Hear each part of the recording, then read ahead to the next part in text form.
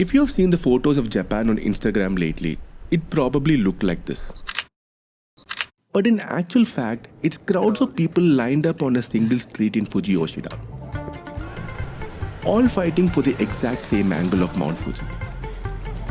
The same thing happens at the famous Lawson near the station. People are literally dodging buses and traffic just to get a shot of a convenience store. It's chaotic, it's stressful, and it's not the way to experience this place. But here's the truth about Kawaguchiko. Fuji is either everywhere or she's nowhere. We actually came here earlier in the trip and saw absolutely nothing, just a wall of grey mist. Supposed to see Mount Fuji today, but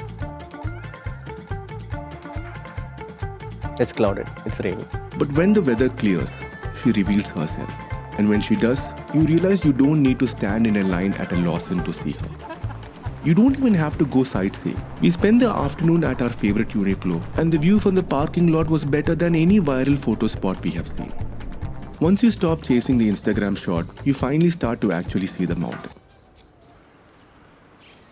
Renting a car in Kawaguchiko changes everything. We drove mindlessly towards the base of the mountain, leaving the crowds behind and letting the forest close in around us. Some permit is required to enter this area. We eventually reached a place called Nakanochaya. It felt almost hauntingly quiet, fully closed and completely abandoned. We soon realized that this wasn't just a random spot. For centuries, this was a vital tea break point for pilgrims hiking to the summit. But before the tea breaks and the forest trails, every pilgrimage started with a prayer. The path to the summit actually begins here, at one of the most spiritual sites in Japan. This is Kitaguchi Hongu Fuji Sengen Jinja Shrine. For over 1900 years, hikers have come here to pay their respects to the spirit of the volcano before attempting the climb. In the architectural layout, you notice everything feels ancient and heavy. It's said that these massive 1000-year-old cedar trees here act as guardians, protecting the shrine from the mountain's power. Before entering, there is a ritual of purification. Water flows from the mouth of the dragon into a stone tub, a tradition meant to cleanse hands and the minds before stepping onto the sacred ground. For Mumu, it wasn't about history or spirituality. He just found a giant water tub and wasn't ready to end his cleansing ritual just yet.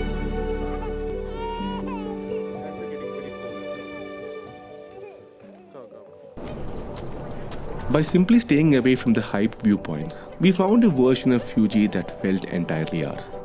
No queues, no crowds, just the mountain and the water. Our first stop was near Boathouse, Hawaii at Kawaguchiko Lake. While tourists were packed into the park next door, we had the stretch of the lake almost to ourselves.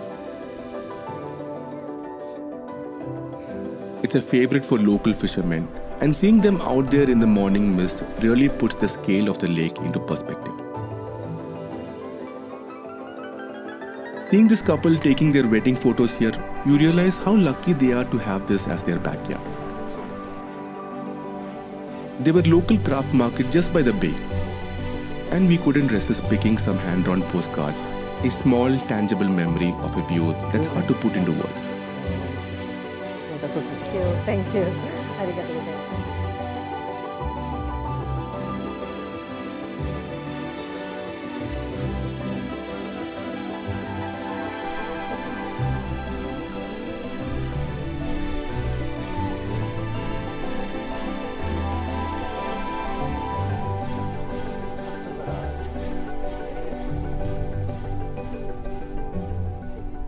Then we drove to Lake Saiko.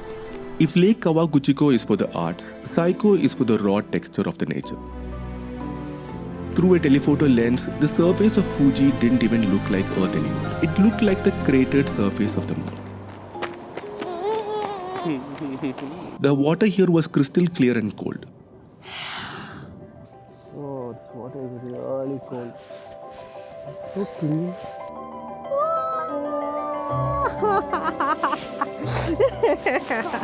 It's hot.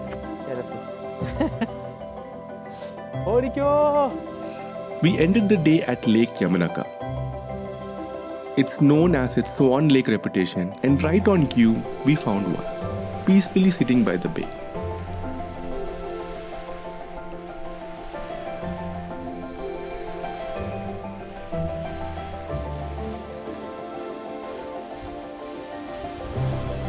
As the sun began to set, the clouds started to gather around Fuji.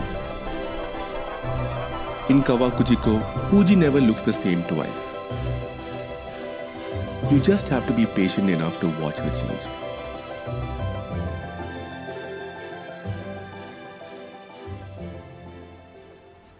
A lot of people think izakayas are off limits for families. In Tokyo, they can be cramped, loud, and full of cigarette smoke. But here in Kawaguchiko, we found Torinobou, a place that redefined the experience for us.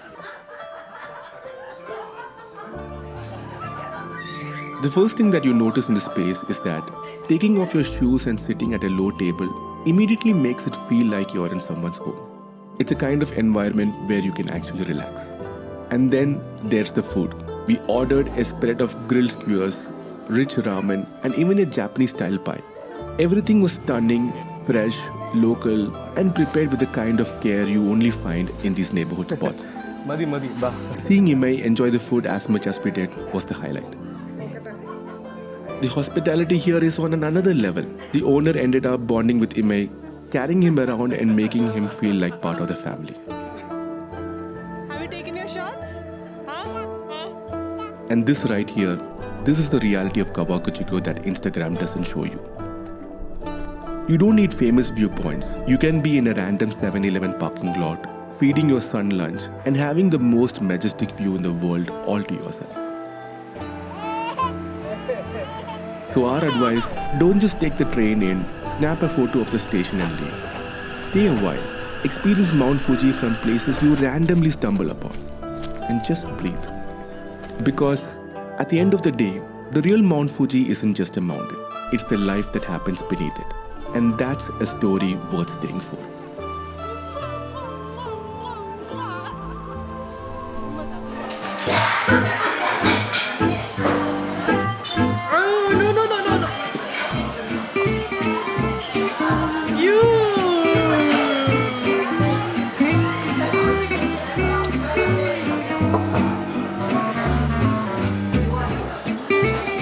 Okay, as long as you don't disturb me.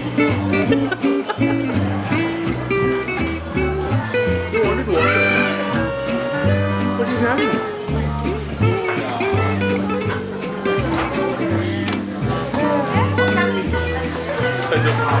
I'm gonna order that. Go ahead. Where's the wasabi?